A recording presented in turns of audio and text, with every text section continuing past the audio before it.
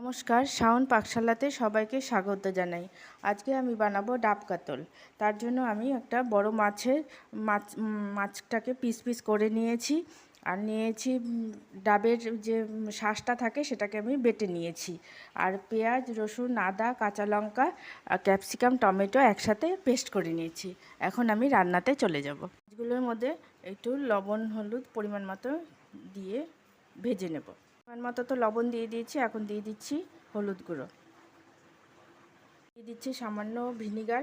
আপনাদের কাছে লেবু থাকলে পরে লেবুর রসও দিতে পারেন। ভিনিগারটা তো দিলাম, ভিনিগার বা লেবুর রস দিলে মাছটা যেমন সফট হবে তেমনি টেস্টও হয়।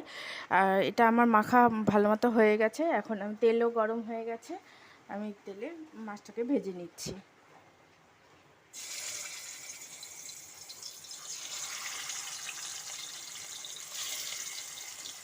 মাছটাকে আমি হালকা করে ভেজে নিয়েছি।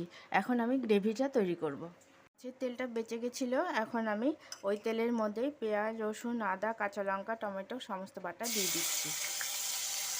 এখন আমি পরিমাণ মতো লবণ দিয়ে দেব।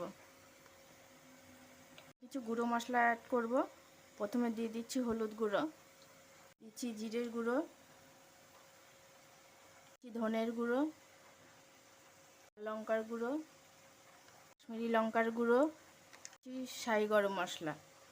এখন সমস্ত মশলাগুলোকে আমি পেঁয়াজ রসুনের সাথে ভালো মতো কষে নেব। চেরা কাঁচা লঙ্কা আর দেব ডাবের শাঁসটা বাটা। আমরা তো এখন সবাই গ্যাসে রান্না করি, তো আমি তো ভেবেছিলাম ডাবটাকে দিয়ে আমি ডাবের মধ্যে করেই গ্যাসে করে দেব, কিন্তু সেটা পসিবল না সবার পক্ষেই।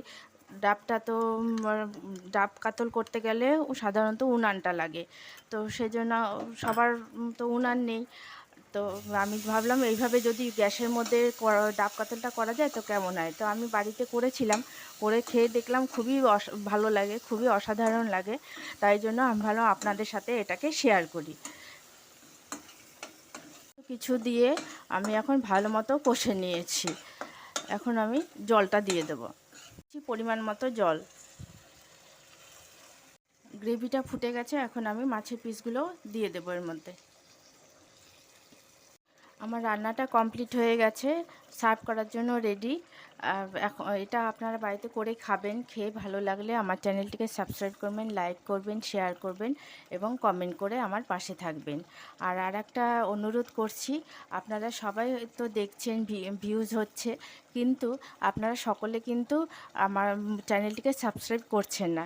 তো আপনারা অবশ্যই চ্যানেলটিকে সাবস্ক্রাইব করবেন, তাহলে আমি আরও প্রেরিত হয়ে আমি আরও ভালো ভালো ভিডিও আনতে পারবো। আমার শরীরটা ভালো না, তবু আপনাদের কথা মাথায় রেখেই আমি কিন্তু এই রান্নার ভিডিওগুলো ভালো ভালো রান্নার ভিডিও আনার চেষ্টা করি।